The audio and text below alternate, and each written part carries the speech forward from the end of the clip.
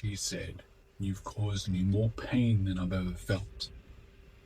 I thought I heard her, but I didn't. I wasn't ready yet. The truth didn't land, it planted. And truth, it doesn't bloom until ego dies. You see, at the time I thought I got it. I nodded, maybe even apologized. But inside, I was still defending, still protecting some version of myself that needed to be right, needed to be good, needed to not be the villain in her story. That's the trick, isn't it? The ego doesn't mind hearing the truth, as long as it doesn't have to feel it. But then something happened.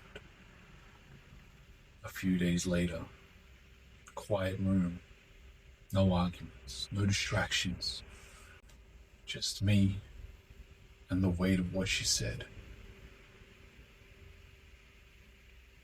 And it hit me, not as an attack, but as a mirror. Her pain wasn't just hers anymore.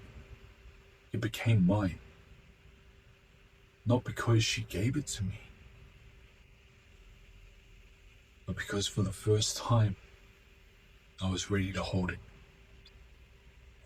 That's when I understood. Real truth doesn't show up to punish you. It shows up to wake you the heck up. But it can't get in until the part of you that always needs to be right dies. That was the beginning of the end. Not the end of us. The end of the story I had built to survive. The one where I was trying my best, where my intentions excused my impact, where I was still the good guy, just misunderstood. But the truth, that version of me, the one who couldn't see beyond himself, had to die. Not because he was evil, but because he was incomplete. You can't love someone fully when you're still afraid of seeing the damage you've caused. That's the brutal thing about truth. It doesn't kill your worth. It kills the mask. And the ego will fight to the death. The ego will fight that to the death. It'll say, "But you didn't mean to. But look at all the things you did right." But what about your pain? Yeah, I know. I said all those things too. But growth doesn't come when you explain the pain. It comes when you own it fully, silently, without trying to flip the script. I thought owning it all, really feeling the shame, the guilt, the damage I had caused, would be the end. I was ready for her to walk away. And truthfully, I would have understood if she did. Because when you really take accountability, you stop negotiating your way back into someone's heart. You just stand in the wreckage and say, "I did this, and I see it now." But instead of walking, she looked at me, broken as I was, and said, "Let's try again." And that's when everything collapsed. Not in despair, in surrender.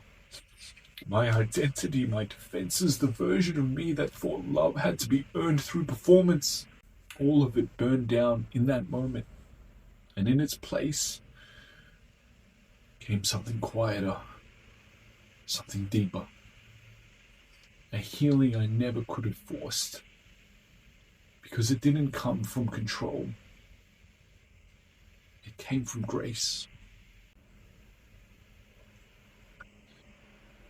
From that moment on, I stopped trying to be a version of me that would make things right. You know the one, right? The fixer, the performer, the man who tries to prove he's changed just enough to be lovable again. I let him die because I realized something. You don't heal a wound by performing over it. You heal it by sitting with it, by feeling it, by becoming the kind of man who no longer runs from it. That was new for me. Before, I'd always changed just enough to be forgiven. I'd say the right things, cry at the right times, post the right quotes, journal, and call it transformation. But the truth, that was all still ego, still trying to earn love, still trying to control the outcome. This time, there was no outcome to control. She could have walked. She still might. But I wasn't doing this for the result anymore. I was doing it because the old me, the one who needed to be liked, forgiven, reassured, was gone. And in that space, something real happened.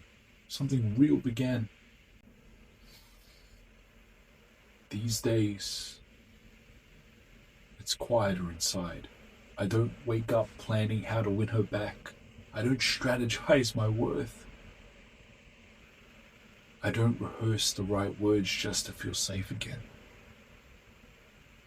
It's like I finally stepped off stage after years of acting and realized no one was watching except my soul.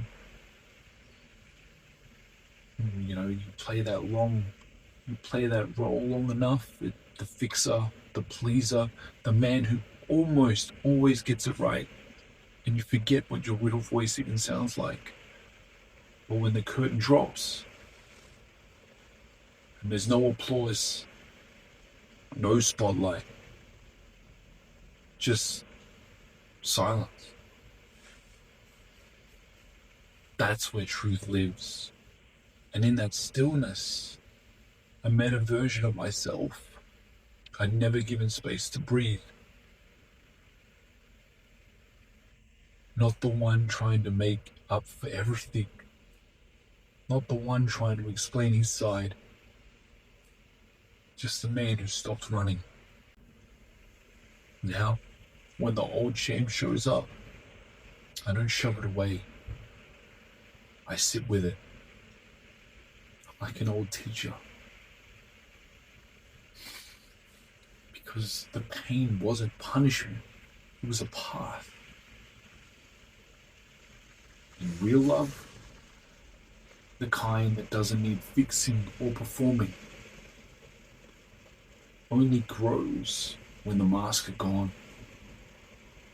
So if you're standing in the wreckage right now, holding the weight of what you couldn't see when it mattered most, don't look away. Don't flinch. Don't rush to rebuild. Just stay there. Let the old identity collapse. Let the silence teach you. Because maybe that brutal truth you couldn't face before, the one that finally landed, isn't here to destroy you. Maybe it's here to rewrite you, not into someone better, but into someone real.